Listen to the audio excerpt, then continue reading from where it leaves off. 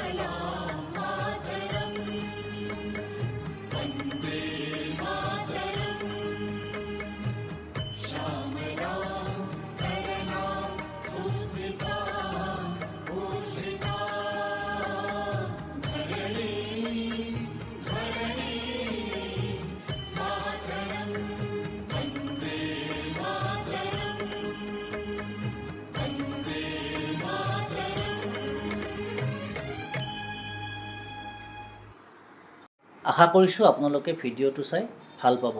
এয়া আছিলে ৮০ সংখ্যক ভাৰতৰ স্বাধীনতা দিৱসৰ লালকিল্লাত জাতীয় পতাকা উত্তোলন কৰাৰ মুহূৰ্তৰ কিছু দৃশ্যাংশ। লগতে ১৫০ বছৰীয়া বন্দে মাতৰমৰ এটা গৌৰৱোজ্জ্বল মুহূৰ্ত। আশা কৰিছোঁ আপোনালোকে মোৰ চেনেলটো ছাবস্ক্ৰাইব কৰি দিব আৰু আপোনালোকৰ বন্ধুবৰ্গৰ মাজত এই ভিডিঅ'টো শ্বেয়াৰ কৰিব। বন্ধু বান্ধৱীসকল, আকৌ এটা নতুন ভিডিঅ' লৈ আপোনালোকৰ সন্মুখত মই আহি আছোঁ। তেতিয়া আপোনালোকক আকৌ এবাৰ লগ পাম। আজিলৈ এৰিছোঁ। ধন্যবাদ।